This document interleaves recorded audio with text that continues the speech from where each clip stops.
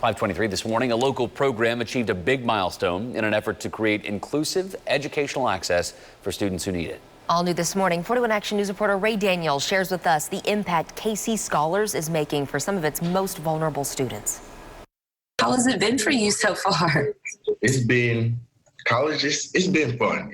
Meet Avila freshman Kenyon Childress. I've met a lot of people here already from all over the country. The football athlete and biology major was the first recipient of KC Scholars back in 2017. I actually thought I was in trouble because my mom came up to my school. You know, the dean, the principal was there, and they called me out of class. I'm like, oh man, what did I do? That mood quickly shifted from nerves to smiles. I was excited, honestly. He says it's a dream that's become a reality. I wouldn't say I wouldn't be in college right now without KC Scholars, but KC Scholars definitely made this 10 times easier for me and my family.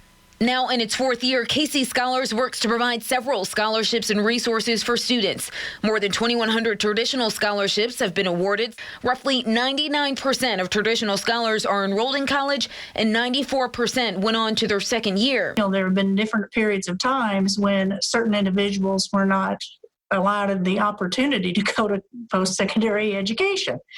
And so in our case, we want to make college possible for all who wish to go. While recipients usually receive their scholarship surprise in person, this year they did it a bit differently. A car drive-through parade to celebrate their accomplishments. The thing that amazes me are the scholars.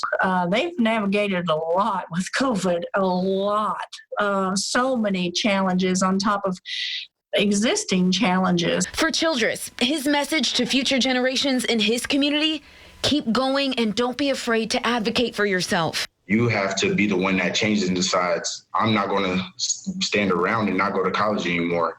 I want to go get it, so I have to go get it.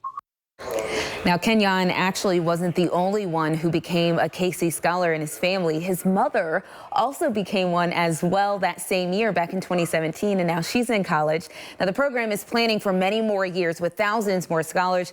The goal is to have at least 10,000 scholars in the program by 2026. Taylor? Wow. Incredible work being done there, Ray. So obviously the biggest question for any parent or student watching right now that's going, I want this, I need this in my life. What are the requirements to become a KC Scholar?